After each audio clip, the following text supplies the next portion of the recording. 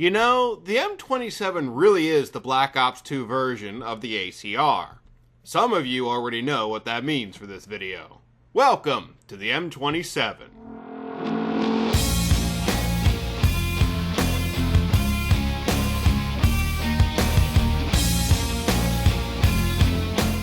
Hello Raging Amish and welcome to the M27 in Black Ops 2 Zombies. When I say the acronym ACR, most Call of Duty fans will think of the most accurate assault rifle in Call of Duty history.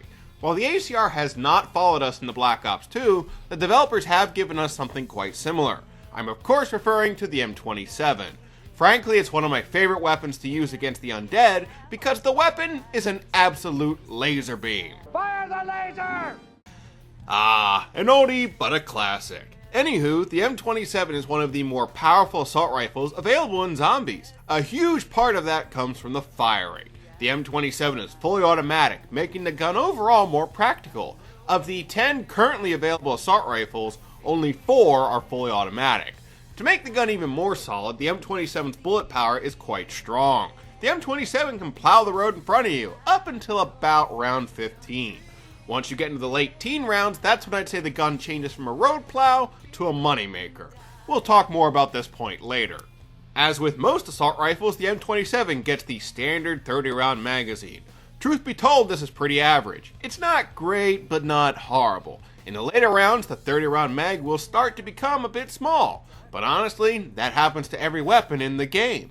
One of my favorite features of the M27 though, is you get a whopping 300 rounds to start. The M27 will last a long time before needing a max ammo. To make matters even better, the irons are crystal clear. I tend to not aim down the sight in zombies, purely because you have to play on the move. But let's be honest here, the irons on the M27 are downright sexy.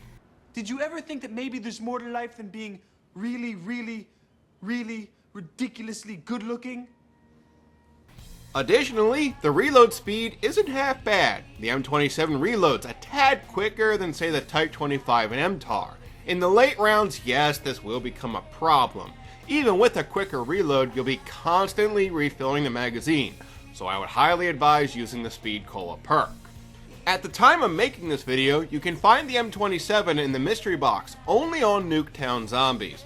Why is this the case? I have no idea, but it's true nonetheless. We could potentially see the M27 pop up in future zombie maps, but for the moment, the gun is exclusive to Nuketown.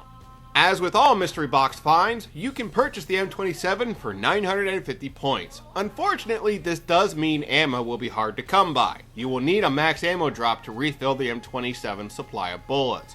Still, even with this limitation, the gun is a great moneymaker thanks to the earlier mentioned big ammo loadout. When you add in the high bullet power, you also have a decent road plow in the early rounds. Outside of the LMGs, the M27 is one of the best fully automatic weapons you can get your hands on. When you put the M27 in the Pack-a-Punch, you get the Mystifier. You know what? I think I'll call you Mystery. Now that I think about it, you're also very graceful and majestic. Perhaps I should name her Grace, or Majesty, or Debbie. The Mystifier is one of my personal favorite weapons. The gun is even stronger than the M27. You get plenty of ammo, and you can mess around with the Pack-a-Punch to get an assortment of attachments. Truth be told, the only real downside is you still have a 30-round magazine. This limitation can get downright annoying in the later rounds. From what I can tell, re-Pack-a-Punching the M27 can give you the target finder, millimeter scanner, grip, and the reflex sight. None of these make a significant difference in my opinion. But when you're rich, hey, it can't hurt to have one. End of the day, the M27 remains a great gun. You can compare it pretty fairly to the MTAR. The base version is powerful and comes with plenty of ammo. The irons are clear, the reload speeds are decent, and the loadout is big. When Pack-a-Punch, the Mystifier gives you even more power and plenty of attachments to mess around with.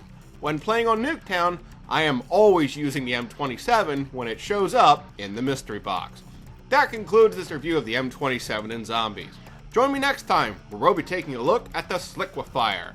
Until then, this is Raging Amish, checking out.